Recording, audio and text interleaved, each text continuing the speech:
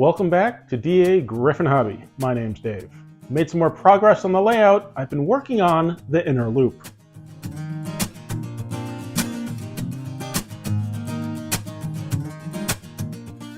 I was going to wait to start working on the inner loop until, I don't know, until later. And I had started thinking about scenicking some of the layout, adding trees and ground cover and all that. And I was like, I really can't start that until I know where the track's going to be, because not only does that affect the entire expansion, but it also affects this end of the current part of the layout. So I figured I had to get that inner track mostly done so that I had a better idea of what was going to be happening on the layout. I never know how much one little change is going to affect the rest of the layout. And since this is a pretty sizable change, I figured I really needed to prioritize where this inner loop was going to be going.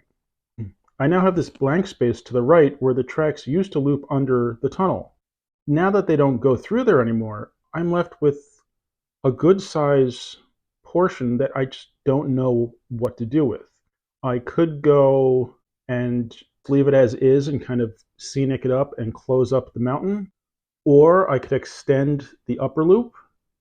But is extending the upper loop really going to give me anything other than maybe one more track length? And is it worth the effort? And as I'm standing here looking at it, I'm thinking, definitely not worth the effort. So what do I do then with this front part? I have thought of possibly running a road into the mountain where the outer loop used to go. So that's possible. I could do a nice little kind of highway scene there. What I am hoping I can change is the upper loop. When I laid that down, I was okay with the fact that I was using some 027. And really, I'm just not that thrilled with it.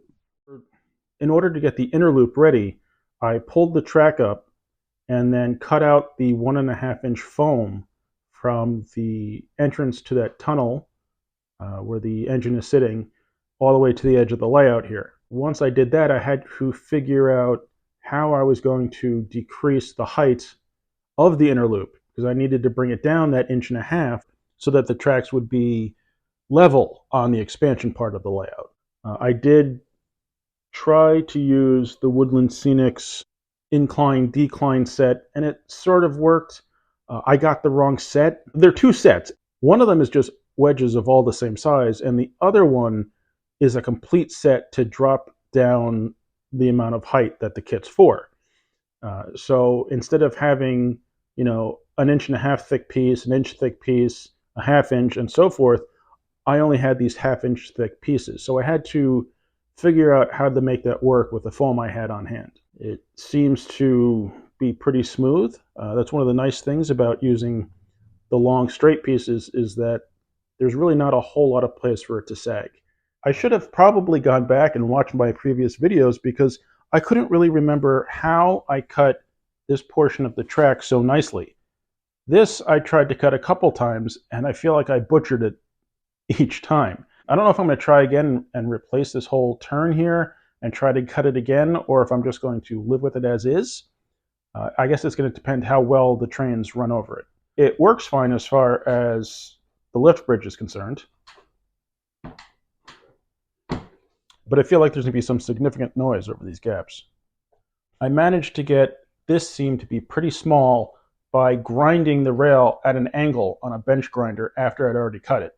One of the bigger challenges in laying the inner loop was getting it to line up close enough to the outer loop so that they kind of followed the same pattern. Starting from where the inner loop starts to decline, the outer rails are 6 inches apart. And that should be plenty of room for these trains to run next to each other, especially with these larger radius here, the 96. I really shouldn't have any issues with them being too close together. Getting the track before the lift bridge, on the lift bridge, and after the lift bridge, all to be about 6 inches from outer rail to outer rail, took a lot of trial and error. It took quite a while to get those to line up the way I wanted them to. I always visually really liked the two main lines curving at the end of the layout and going into the mountain. Now I'm really enjoying the look of these two lines running next to each other, especially closer to the camera where they're at the same level. I've got the track set all the way through to the other side of the bridge. I ended up using 054 on the inner loop on that far side because it just kind of fit better than the 042. I should be fine for clearance because the outer loop is a couple of pieces of 054 and then the larger 096. So there really shouldn't be any interference issues, I hope. So far, I really like the look of the track where it descends the grade to meet up at the lift bridge. It adds some visual interest to the layout, and hopefully it won't affect running too much. The only engine that I've run on it so far is that new Strasbourg 080, and it seemed fine going down the grade or up it, so hopefully I don't regret adding a grade to the layout. The inner loop is not complete. It does not return to the main part of the table, so for the time being, the inner loop is not usable.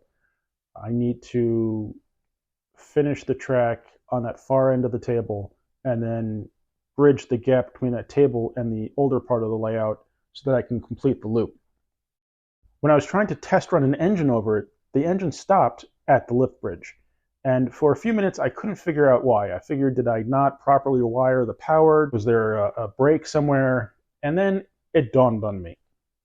There's no ground because the ground is broken at the lift bridge. Everything's grounded from the left of the lift bridge all the way around the layout until it reaches this part again. But considering the inner loop isn't complete, there was no ground. So I had to use a little jumper wire from common to common to get it to work. And it did work. So luckily, I at least figured that problem out.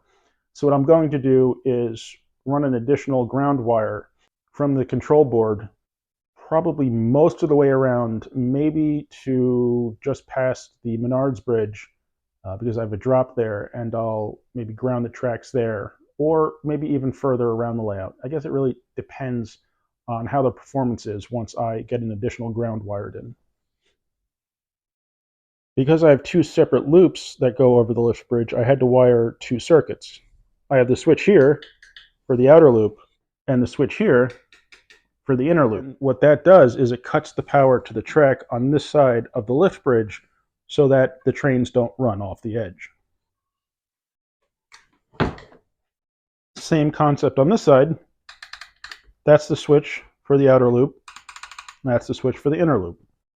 The only thing I wish I did have was something here to continue the ground from the lift bridge to this side of the layout.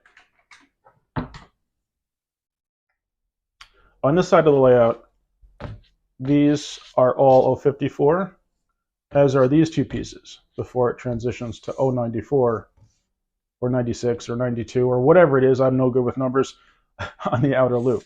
I don't love it because they don't really match as far as the arc is concerned, but I think once I stop looking at it so directly, it will look fine. This setup has allowed me to do what I wanted to do, and that's get the outer loop as far back as I could and the inner loop as far forward.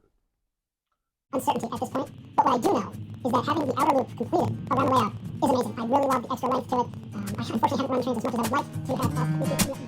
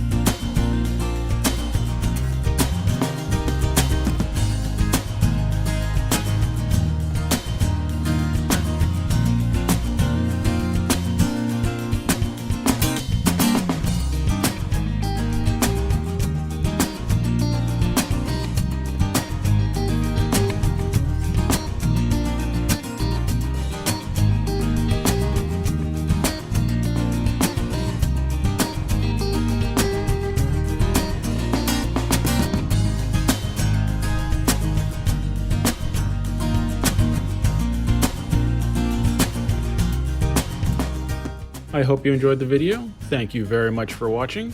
Please remember to like, comment, subscribe, and I'll see you next time on DAGryffyn Hobby.